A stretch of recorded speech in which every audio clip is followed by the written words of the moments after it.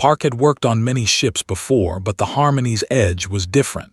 This ship carried important people from many worlds. Diplomats, traders, and warriors walked its halls every day. Was not any of these things. She was a caretaker. Her job was to watch over children while their parents did important work. Today, she was responsible for 5 cubs. They were tall beings covered in soft fur. They walked on 2 legs like humans, but they looked like great cats.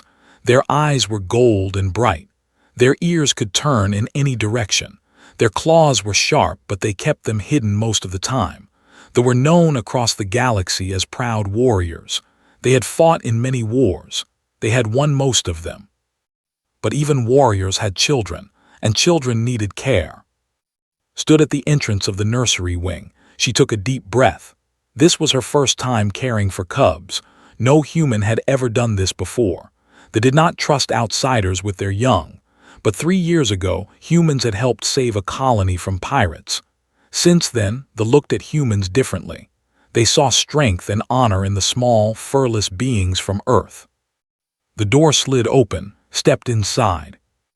The playpen was large. It took up most of the room. The walls were made of clear material so could see inside from anywhere. There were soft cushions on the floor. Colorful toys were scattered about. A temperature control system kept the space warm, just the way cubs liked it. 5 pairs of golden eyes turned to look at her. The cubs ranged in size. The biggest one came up to his waist. The smallest one only reached her knee. Their fur was softer than their parents' fur, and their claws had not fully grown yet. They watched her with curious expressions. "Hello," said softly. She spoke in common, the language everyone in the galaxy used. "My name is, I will be taking care of you today." The biggest cub stepped forward. His fur was dark gray with lighter patches near his ears. "I am," he said. His common was not perfect but understood him. "Mother said a human would come." "That's right.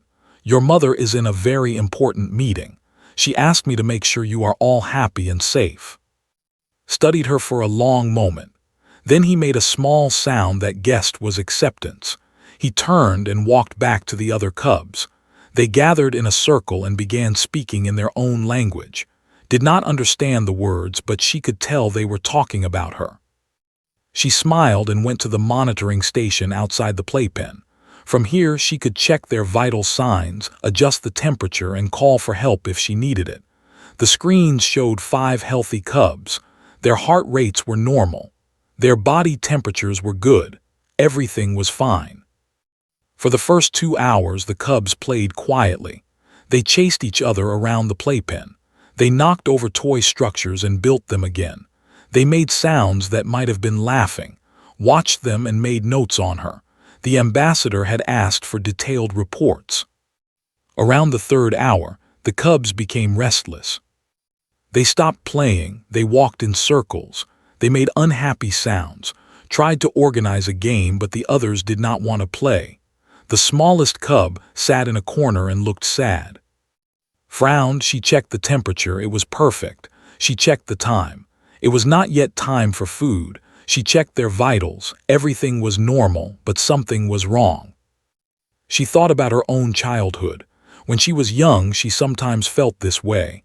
Not hungry, not tired, just restless, like she needed something but did not know what. Her grandmother had a solution for this feeling. A blanket. A soft, warm blanket, not for sleeping but for comfort, for building, for creating. Looked around the caretaker station. There in a storage cabinet she found what she needed, a large thermal blanket. It was made for adults, so it was very big. The material was soft and light. It would be perfect. She walked to the playpen entrance. The cubs looked up at her. "I have something for you," she said. She tossed the blanket into the playpen. It floated down like a gentle cloud and landed in the middle of the floor. The cubs stared at it. "What is this for?" asked. Smiled, "Whatever you want." She went back to her station, expecting the cubs to wrap themselves in it and take a nap. That was what the blanket was designed for, after all. But that was not what happened. Walked slowly toward the blanket. He touched it with one small paw. He felt the soft material between his fingers. Then he looked up at the ceiling of the playpen. There was a support beam running across the top, about 2 meters high. His eyes moved from the blanket to the beam and back again. Then he did something did not expect. He climbed. Cubs were good climbers. Went up the playpen wall like it was nothing. When he reached the top, he carefully draped one end of the blanket over the support beam. The rest of the blanket hung down like a curtain. The other cubs watched with wide eyes. Climbed back down. He stood under the hanging blanket and looked around. Then he made a sound. It was not a word in any language new, but the other cubs understood it perfectly. They began to move. The second largest cub ran to the toy containers. These were large boxes made of light plastic. He began pushing one toward the blanket. Another cub, a female with reddish fur grabbed the feeding cushions. These were thick and soft, meant for the cubs to sit on during meals. She carried them one by one to where was standing. The smallest cub found a collection of viewing panels. These were flat screens meant for educational videos. They were not very heavy. Began arranging them in a line.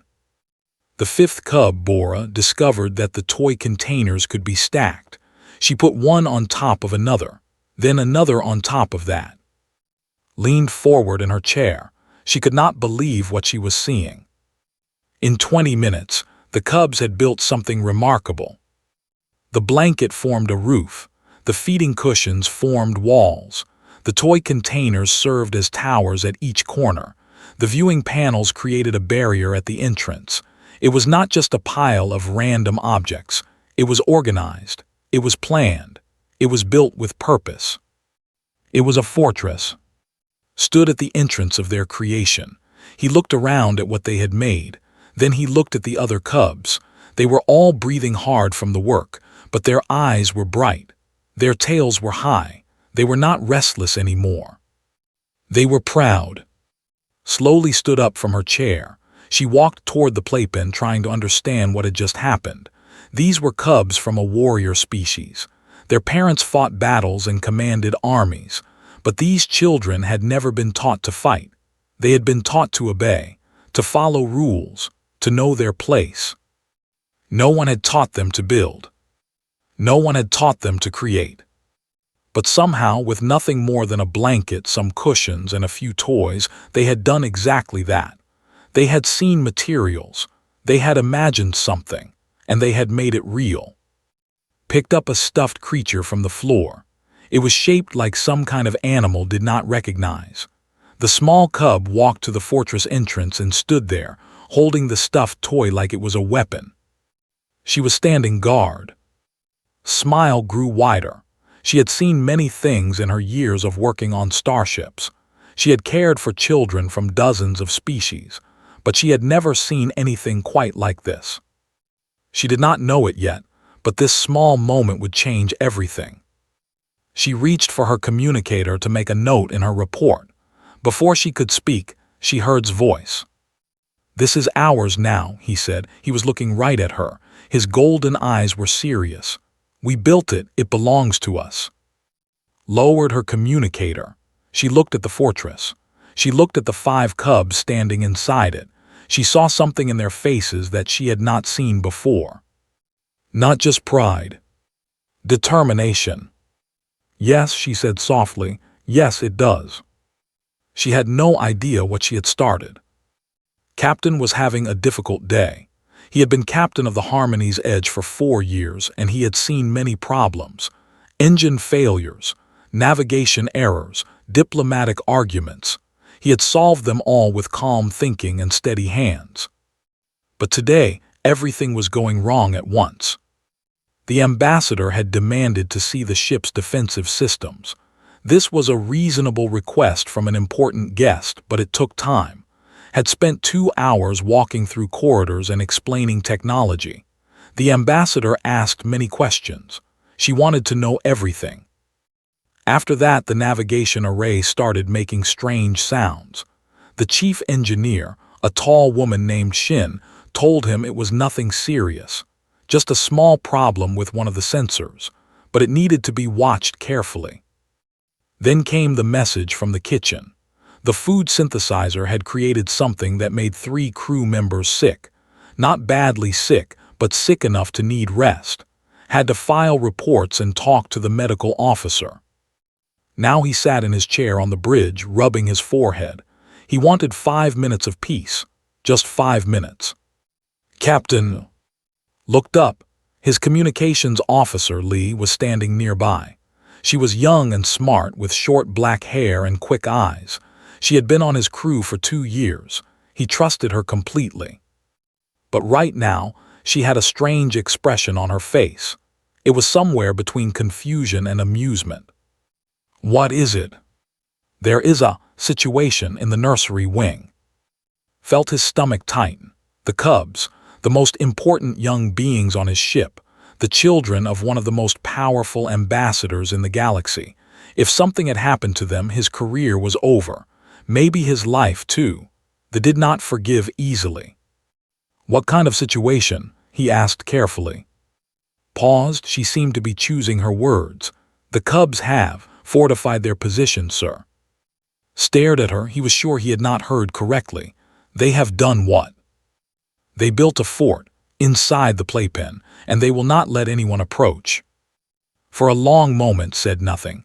He tried to understand these words. Fort, cubs, built. The words made sense separately, but together they seemed impossible. Show me, he said. Led him through the ship's corridors. The Harmony's Edge was a large vessel designed to carry diplomats and their staff across great distances. The halls were wide and well lit. Crew members nodded as he passed. He barely noticed them. His mind was busy trying to imagine what he would find. The nursery wing was on the 3rd deck. It had its own security system and temperature controls. Only authorized personnel could enter. Pressed his hand against the scanner and the door opened. He stepped inside and stopped. Park stood outside the playpen. Her arms were crossed over her chest. She did not look worried or scared. She looked fascinated, like she was watching something she had never seen before. Followed her gaze to the playpen. At first, he thought someone had vandalized the space. Everything was out of place. The cushions were not on the floor where they belonged. The toy containers were stacked in strange ways. Something that looked like a blanket was hanging from the ceiling. Then his brain started to understand what he was seeing. The cubs had built a structure. The blanket formed a roof, stretched between a support beam and the stacked containers. The cushions created walls on 3 sides. Viewing panels blocked the front entrance, arranged like a gate. Small gaps between the panels allowed the cubs to see out without being seen. It was not random, it was not chaos. It was designed, it was planned. It was, realized with amazement, a defensive position. Inside the structure, 5 pairs of golden eyes watched him. The cubs were arranged in a formation. The bigger one stood near the gaps in the wall. The smaller one stayed in the center. The smallest cub, barely larger than a human infant, stood at the entrance holding what appeared to be a stuffed animal. She was holding it like a sword. What happened here? Asked quietly. Turned to face him. I gave them a blanket, sir. I thought they might want to rest. They built this instead. How long ago? About an hour. And they have been in there the whole time. Yes, sir, they have been improving the design, adding new walls, strengthening weak points. Shook her head slowly. Captain, I have cared for children from 30 different species. I have never seen anything like this. Walked closer to the playpen. He moved slowly, the way one might approach a wild animal. The cubs watched his every step. Their ears turned to track his movement. Their eyes never blinked. I need to check their vital signs, said, but they will not let me enter. Nodded. This was a problem. The cubs were his responsibility. If anything happened to them, he would answer to the ambassador, and the ambassador was not known for her patience. I will handle this, he said. He straightened his uniform. He was the captain of this ship. He had faced enemy vessels. He had negotiated with hostile aliens. He had survived things that would have broken lesser men. He could certainly manage 5 children. He stepped toward the Playpen entrance. Immediately, the cubs reacted. Their ears flattened against their heads. Their fur stood up slightly. And from 5 small throats came a sound that felt in his bones. A growl. Low and steady, not loud but clear. It was a warning, a message that did not need words. Stay back, this is ours. Stopped, he was not afraid exactly. The cubs were small. They could not truly hurt him, but something about that sound made him hesitate. These were not ordinary children throwing a tantrum. These were warriors in training. Even at this young age, their instincts were sharp. They had claimed territory. They would defend it. Listen to me, said. He kept his voice calm and firm. I am the captain of this ship. I am responsible for everyone on board. That includes you. I need to make sure you are healthy and safe. The largest cub, the one called, stepped forward. He stood just inside the entrance, behind the barrier of viewing panels. His golden eyes met dark ones. We are safe, said. His voice was high and young, but there was no fear in it. We have walls, we have a roof. We built this place, it protects us. I understand, but I need to confirm that you are not hurt, that you have enough water, that the temperature is comfortable for you. We are fine. I believe you, but I must check for myself. Tilted his head. For a moment thought the cub might agree, then looked back at his siblings. They exchanged sounds in their own language. When turned back to, his expression had not changed. No, he said simply. Blinked. In his 4 years as captain, he had received many negative responses. Crew members who disagreed with orders, aliens who rejected proposals, politicians who refused requests, but he had never been told no quite like this. It was not angry, it was not scared, it was just certain, final, like a door closing. This is my ship, said. He tried to sound authoritative. This is our fort, replied. We built it, it is ours. Behind, the other cubs made sounds of agreement. The smallest one raised her stuffed animal higher. The gesture was almost comical, but her eyes were serious. Turned to look at, she had one hand over her mouth. He realized she was trying not to laugh. This is not funny, he said. No, sir, of course not, sir. But her eyes were bright with amusement. Turned back to the Playpen. He considered his options. He could order the security team to dismantle the structure, but that might upset the cubs, and upset cubs might lead to an upset ambassador. He could wait until the cubs got hungry or tired, but he did not know how long that would take. He could try to negotiate. What if I promise not to enter? He asked. What if I just look at you from outside? Thought about this. You can look, but you cannot come inside. Can come inside, she is your caretaker. The cubs talked among themselves again. The discussion was longer this time. Finally shook his head. No, no one comes inside, this is ours. Felt a headache forming behind his eyes. He had commanded starships through asteroid fields. He had faced pirates and smugglers. He had never been defeated by 5 children and a blanket. Until now. His voice came from behind him. Captain, you might want to hear this. He turned, was holding her communicator. Her expression had shifted from amusement to something else, something he could not quite identify. What is it? The ambassador is receiving messages from her children. Messages? Yes, sir. Apparently the cubs found a small communication unit in the toy bin. They have been sending their mother tactical updates. Felt the universe tilting around him. Tactical updates. Reports on your approach, sir. Your position. Your attempts to enter their territory. They have been describing your actions as assault attempts. Looked back at the fortress. Was watching him with what might have been a small smile. The cub's golden eyes were bright with intelligence. These were not just children playing a game. They were warriors, learning their craft, testing their skills, and had just become their first opponent. He took a deep breath. He let it out slowly. "Well," he said quietly, "this is going to be interesting."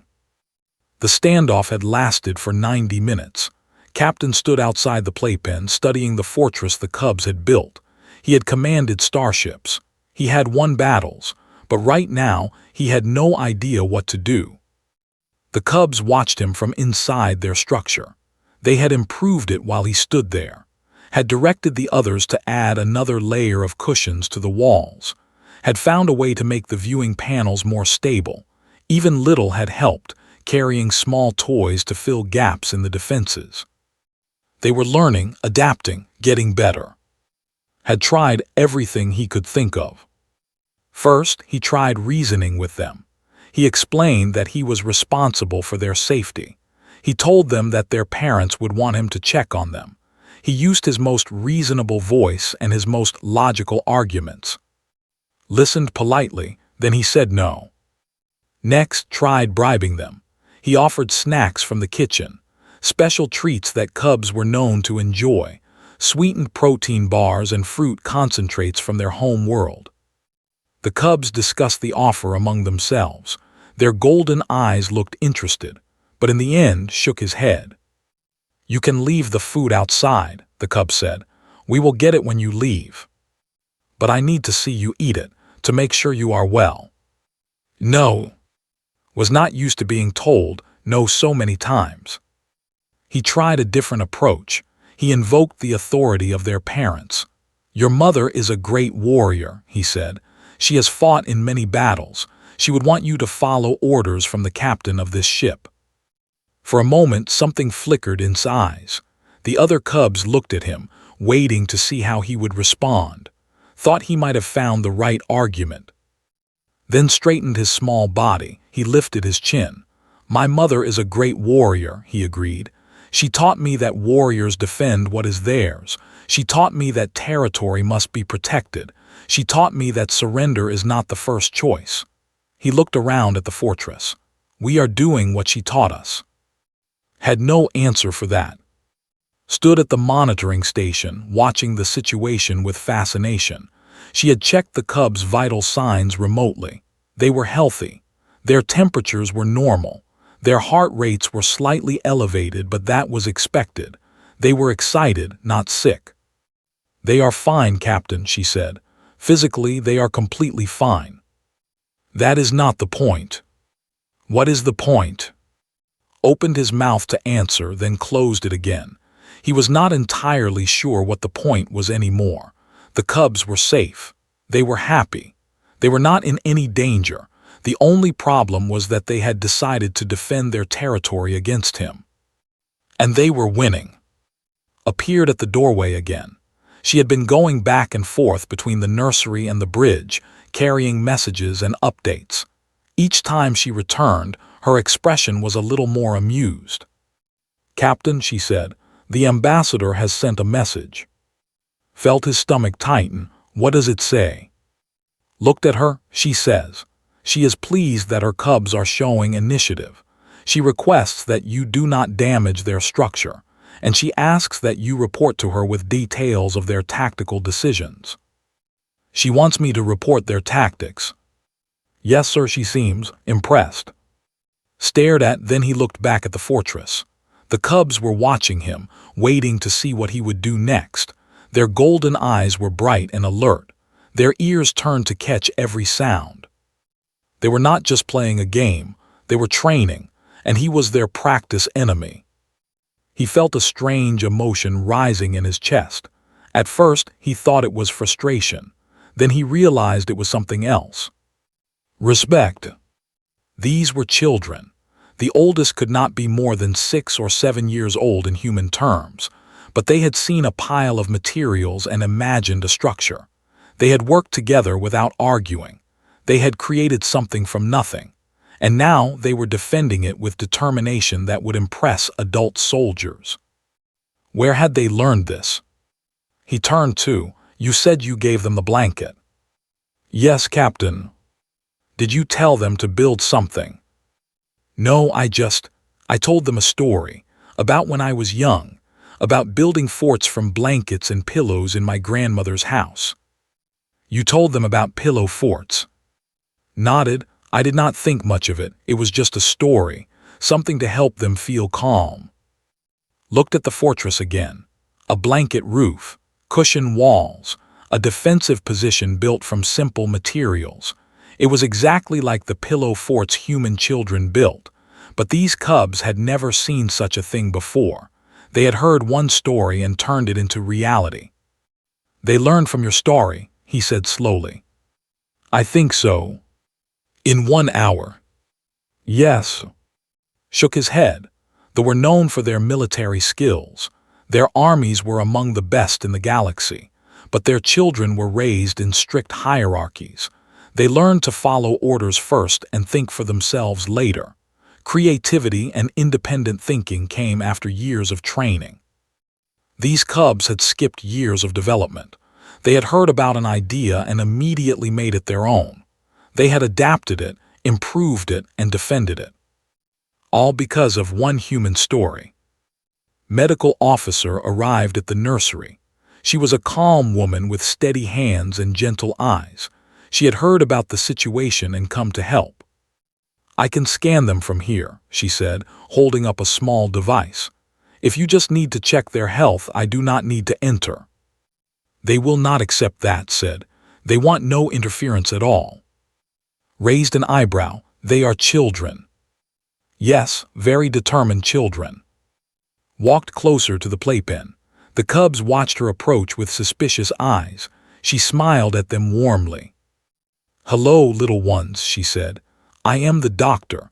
I just want to make sure you are not hurt. May I use my scanner from out here?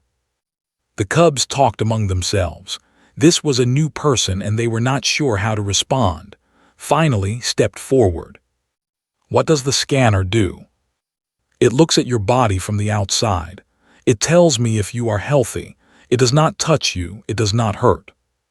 Considered this, you will stay outside. Yes. You will not try to enter. No. Another discussion among the cubs, then nodded slowly. You may use your scanner, but only from outside, and only once. Looked at, he nodded. Any progress was good progress. She raised the scanner and pointed it at the fortress. The device hummed quietly as it worked. After a few seconds, checked the display. They are all healthy, she reported.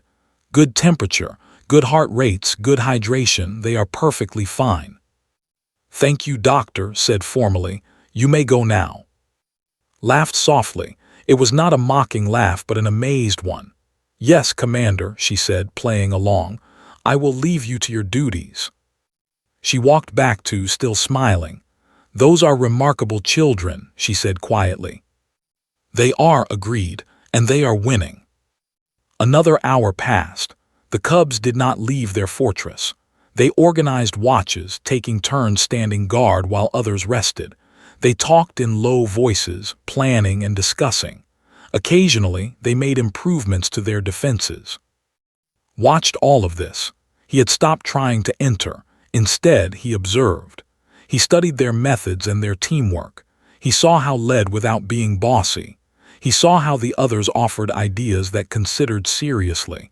He saw how even little had a role and a purpose. They were a team, a unit, a tiny army of 5. Came back with another message from the bridge. Captain, the ambassador's meeting has ended. She is on her way here. Straightened his uniform. The ambassador was coming. She would see what her children had done. She would see that her cubs had the captain of a starship. He was not sure if he should be worried or proud. Maybe both. Tell her I am in the nursery, he said. And tell her that her cubs have shown exceptional tactical thinking today. Smiled, yes, sir. Turned back to the fortress. Was watching him with those serious golden eyes. Your mother is coming, said. For the first time, he saw something change in the cub's face. Not fear, not worry, just alertness. The awareness that a more important authority was approaching. We know, said. Sent her a message. Mother says she is proud of us. Nodded slowly. Of course the cubs had told their mother. Of course they were in communication. They had been running a full operation this whole time. He had never stood a chance. For what it is worth, he said, I am proud of you too. Tilted his head, he seemed surprised by this. You are. Yes, you saw materials, you imagined something, you built it, you defended it, that is something special. Paused. I do not know where you learned to do this, but it is impressive. The cubs looked at each other, something passed between them. A feeling could not quite name, then looked back at him. The human taught us, he said simply. The caretaker. She told us a story about building forts when she was small. She said it was fun. She said it made her feel safe and strong. Glanced at, she was standing very still, her eyes wide. She told us we could use the blanket for whatever we wanted, continued. So we wanted this. We wanted to build something that was ours. He looked around at the fortress his team had created. His small chest swelled with pride. And we did. The door to the nursery wing opened with a soft hiss. Ambassador Senna of the stepped inside, followed by 2 members of her diplomatic team. She was tall, even for a. Her fur was silver gray, marked with darker patterns that showed her age and status. Her golden eyes swept across the room, taking in everything in a single glance. Captain stood at attention. His heart was beating faster than he wanted to admit. He had met the ambassador several times during this journey. She had always been polite but distant. Now, her children had built a fortress and refused to let him inside. He did not know how she would react. Senna walked past him without a word. She approached the playpen and stopped at the edge. For a long moment, she simply looked at what her cubs had created. The fortress stood in the center of the playpen. The blanket roof was stretched tight between the support beam and the stacked containers. The cushion walls were solid and well arranged.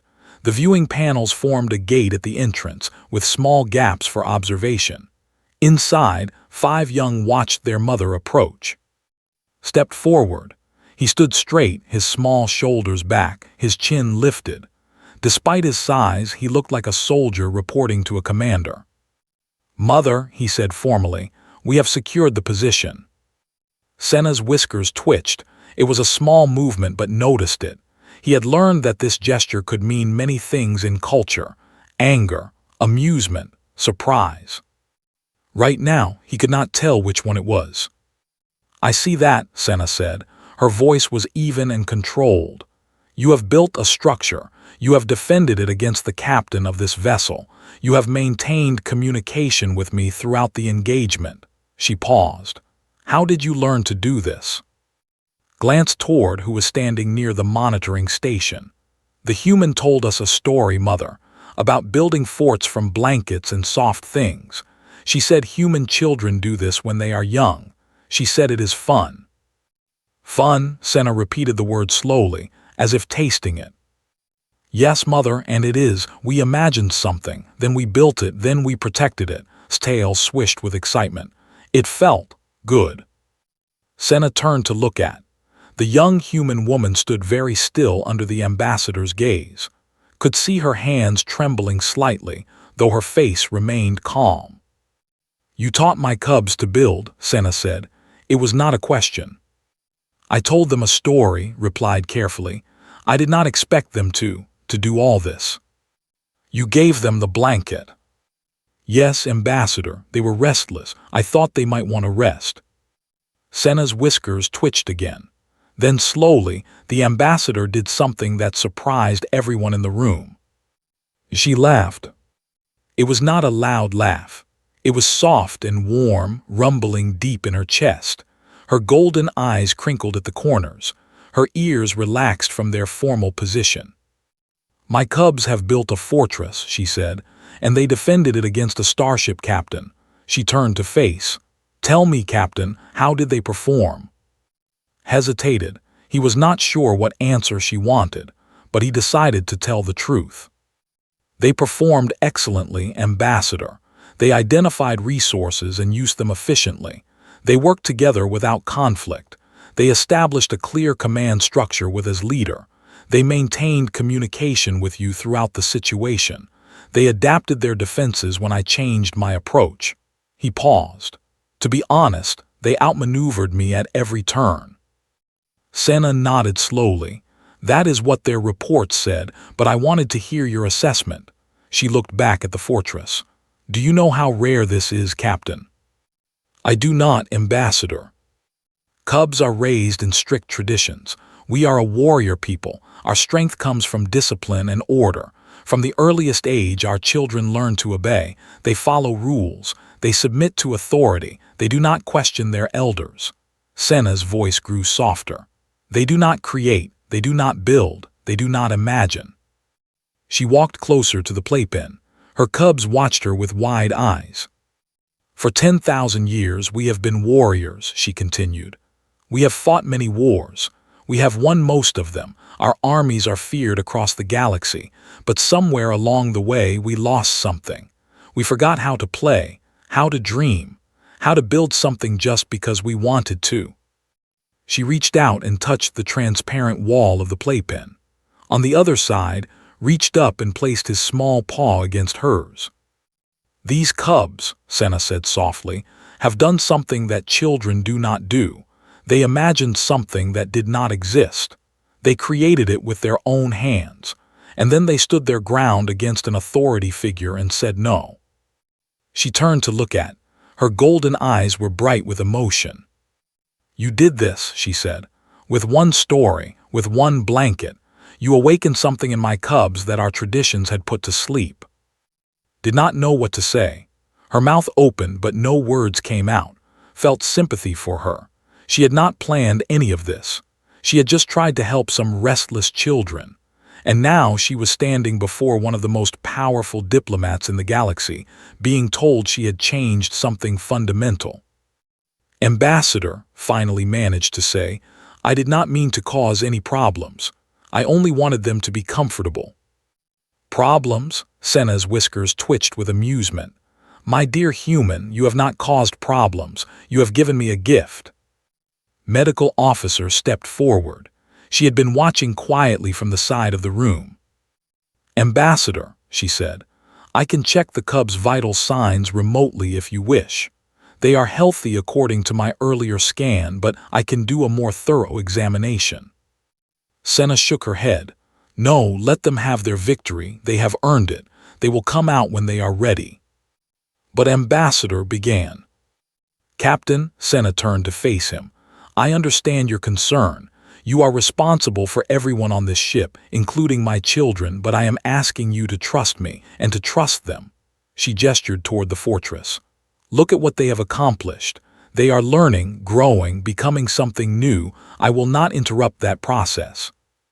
Wanted to argue. Every part of his training told him that he should insist on proper protocols. The cubs should be examined. Their health should be confirmed.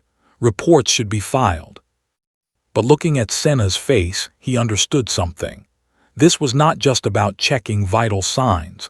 This was about something bigger, something that mattered more than regulations. These cubs were discovering who they could become, and their mother was wise enough to let it happen. Very well, Ambassador, he said. We will wait. Senna nodded with approval. Then she walked to a bench near the playpen and sat down. Her diplomatic aides looked confused, but she waved them away. Return to your quarters, she told them. I will stay here with my cubs. The aides bowed and left, and his crew remained. For a while no one spoke. They watched the cubs inside the fortress. The children had relaxed now that their mother was present. They talked among themselves, discussing their victory. Occasionally, one of them would point at and say something that made the others laugh. Did not mind. He had been defeated and he could accept that. Sat down next to him. This is not how I expected my day to go, she said quietly. Nor I. Do you think the ambassador is really pleased, or is she just pretending? Watched Senna. The ambassador was gazing at her cubs with an expression he had rarely seen on a face. It took him a moment to identify it. pride mixed with something softer, something that might have been hope. "She is pleased," he said. "I think she might be more pleased than she has been in a long time." Came to sit with them. She still looked overwhelmed by everything that had happened. "I just told them a story," she said. "That is all I did. I told them about building blanket forts with my grandmother. I told them how we would defend them against my grandfather when he tried to tell us it was bedtime. I told them how we would make rules about who could enter and who could not." She shook her head slowly. "I did not think they would actually do it." "That is the thing about stories," said. She had joined their small group. "They plant seeds. You never know what will grow from them." "Seeds," repeated. "I gave them seeds." "You gave them more than that," said. "You gave them permission, permission to imagine, permission to create, permission to say no." He looked at the fortress. For a warrior culture that values obedience above all else, that might be the most powerful gift anyone has ever given them. Inside the fortress was organizing his siblings. They were preparing for something, though could not tell what. The cubs moved with purpose, each one knowing their role. Then approached the entrance of the fortress. He pushed aside one of the viewing panels, creating an opening just large enough for a small body to pass through. "Mother," he called out, "we have decided you may enter." Senna rose from the bench. Her movements were graceful and controlled as she walked to the Playpen entrance. She paused at the gap in the viewing panels. "I am honored," she said formally. "Thank you for your invitation." She lowered herself to her knees and crawled through the gap. It was not a dignified entrance. Ambassadors did not usually crawl, but Senna did not seem to care. She entered her cub's fortress as a guest, respecting their territory and their rules. Inside, the cubs surrounded her. They showed her the walls they had built. They explained the roof structure. They demonstrated how the viewing panels provided visibility while protecting them from outside attack. They talked over each other, excited and proud. Senna listened to all of it. She asked questions. She praised their clever solutions. She treated them not as children who had misbehaved, but as soldiers who had completed a successful mission. Watched from outside the playpen. He had seen many things in his years as a captain, battles and negotiations, discoveries and disasters, but he had never seen anything quite like this. A great warrior of the, sitting cross-legged in a blanket fort, listening to her cubs explain their tactical decisions. It was, he realized, exactly what they needed. And it had all started with one human and one blanket. The cubs held their fortress for 3 more hours. Then, finally, they got hungry. Emerged first. He crawled through the gap in the viewing panels and stood in front of Captain. His golden eyes were tired but happy. His fur was slightly messed up from all the activity. "We would like food," he announced. Kept his face serious. "I see, and will you be leaving the fortress to eat?" Considered this carefully. The other cubs had gathered at the entrance, watching to see what their leader would decide. Even Ambassador Senna watched from inside the structure, curious about how her son would handle this. "We will leave temporarily," said finally, "for the purpose of eating, but the fortress remains ours. No one may enter while we are gone." "Understood," said. "Your territory will be respected." One by one, the cubs crawled out of their fortress. They stretched their small bodies and shook out their fur. Little still held her stuffed animal, unwilling to let go of her weapon even now, and walked side by side, talking quietly about improvements they wanted to make to the walls. Bora brought up the rear, looking back at their creation with pride. Had prepared a meal in the adjacent feeding room. Simple food that cubs enjoyed. Protein strips, fruit concentrates, and warm milk from their home world. The cubs fell upon the food with enthusiasm, eating as if they had not seen food in days. Senna sat with her children, watching them eat. Her diplomatic mask was gone. She looked like any mother anywhere in the galaxy, happy simply to be with her young ones. When the meal was finished, negotiations began. climbed down from his feeding cushion and approached. He stood very straight, as formal as a cub could be. "Human," he said, "we must discuss terms." Raised her eyebrows. "Terms?" "Yes, for the continued existence of the fortress." Glanced at his siblings, who nodded encouragingly. "We have conditions." "I see. What are your conditions?" Held up one small paw and began counting on his fingers. "First, we keep the blanket. It is an important strategic resource." "The blanket is yours," agreed. "Second, vital sign checks must be announced in advance. No surprise inspections." Looked at medical officer, who nodded. "That can be arranged." "Third," paused. This was clearly the most important condition.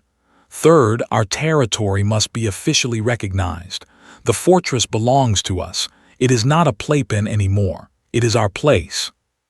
Captain stepped forward. He understood what was asking for. The cubs wanted acknowledgement. They wanted their creation to mean something. They wanted the adults to see them not as children who had misbehaved, but as builders who had accomplished something. "I can do that," said. "As captain of this vessel, I officially recognize your claim to the territory within the playpen. It shall be known as—" He thought for a moment. "What would you like to call it?" The cubs huddled together, discussing options. Their voices were too quiet to hear, but could see them considering and rejecting ideas. Finally, turned back. "We will call it the first fort," he said, "because it is the first one we built, but not the last." Smiled. "The first fort. I will make a note in the ship's log." The negotiations were complete. The cubs returned to their fortress, satisfied that their demands had been met. They settled inside for a well-deserved rest, curling up together under the blanket roof they had worked so hard to create. An hour later, Ambassador Senna requested a private meeting with Captain, and they gathered in a small conference room near the nursery wing. The ambassador's formal demeanor had returned, but there was a warmth behind it that had not been there before. "I want to thank you both," Senna said. "What happened today may seem small to you, a game, a children's activity, but to me it is much more." Shook his head. "Ambassador, your cubs defeated me. I do not think of that as small." Senna's whiskers twitched with amusement. "No, I suppose not." She turned to, "You must understand something about my people. We are warriors. We have been warriors for 10,000 years. Our culture is built on discipline, hierarchy, and obedience. These values have made us strong. They have allowed us to survive wars that destroyed other civilizations." She paused, gathering her thoughts. "But strength alone is not enough. Discipline alone is not enough. Somewhere in our history we forgot something important. We forgot how to dream, how to imagine, how to create something new." She gestured vaguely in the direction of the nursery. "Our cubs are trained from birth to follow orders, to fit into their proper place, to become the warriors their parents were and their grandparents before them." "There is nothing wrong with tradition," said carefully. "No, there is not, but there is something wrong with tradition that never changes, that never grows, that cannot imagine a different way of being." Senna leaned forward. "Do you know what I saw today, Captain? I saw 5 cubs who looked at a pile of materials and imagined something that did not exist. They did not ask permission. They did not follow a procedure. They simply created." "They did," agreed quietly. "That ability," Senna said, "is rare among my people. We train it out of our children before they are old enough to use it. We tell them that creativity is for other species. That strength comes from tradition, not innovation." She shook her head slowly. "We have been wrong." The room fell silent. Could feel the weight of what Senna was saying. This was not just about 5 cubs and a blanket fort. This was about the future of an entire civilization. "What will you do?" he asked. Senna took a deep breath. "When we return to Prime, I will speak to the council. I will tell them what happened here. I will request that human caretakers be brought to our nurseries. Not to teach discipline, we have enough of that, but to teach this." She smiled. "Joy, creativity, the courage to build something and defend it, the wisdom to know when to say no." His eyes went wide. "Ambassador, I am just a caretaker. I am not qualified to—" "You are exactly qualified," Senna interrupted. "You did not try to teach my cubs anything. You simply told them a story and gave them permission to dream. That is all they needed. That is all any child needs." She reached out and took his hand. "You have given my people a gift today. A small gift, perhaps, but small gifts can grow into great things." The meeting ended, returned to his duties, went back to check on the cubs, but both of them understood that something had changed. Before the Harmony's Edge completed its journey, ordered a small plaque to be made. It was placed on the wall outside the nursery wing, where anyone walking past could see it. The plaque read, "Site of the first fort, established by Cubs Ubora and of the defended against Captain, victory achieved." Below that, in smaller letters, "In honor of the courage to build and the wisdom to defend what you have built." The cubs asked to read the plaque to them. When she finished, stood very straight and saluted. The others him. "We will build more forts," declared.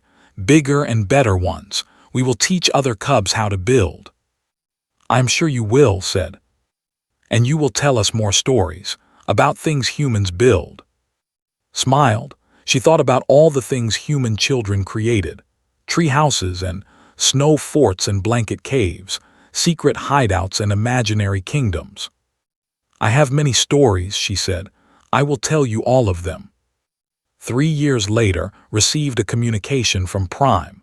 It was an official document, sealed with the mark of the Council. She had been appointed as the first human cultural integration specialist for the nursery system. Her job would be to travel to worlds and teach their caretakers how to encourage creativity in cubs. Attached to the document was a personal note from Ambassador Senna. "The first fort still stands in the memory of my cubs. They have built many others since then. They have taught their friends to build, and now those friends are teaching others. You planted a seed, Park. Look at how it has grown." Heard the news and smiled. He was not surprised. He had watched work since that day. He had seen how she told stories to children of every species, how she gave them materials and let them imagine, how she respected their creations and celebrated their victories. She did not teach children what to build. She taught them that they could build. And that made all the difference. Years later, historians would write about the changes in society. They would note the shift from rigid hierarchy to creative problem-solving. They would study the new generation of leaders who combined their ancestral discipline with innovative thinking. They would try to find the cause of this transformation. Some pointed to political changes. Others cited economic factors. A few mentioned the influence of human culture. None of them knew about the blanket. None of them knew that it all started with 5 cubs, a soft thermal blanket, and one human woman who told them a story about pillow forts. None of them knew that the mighty civilization changed direction because someone dropped a blanket in a playpen, and the cubs built a fortress to defend against a starship captain. But Captain knew, and Park knew, and 5 young who were no longer cubs knew. They knew that great changes do not always come from great events. Sometimes they come from small moments, a story told, a blanket given, a child who imagines something new. And in those moments, the galaxy shifts. Just a little. Just enough.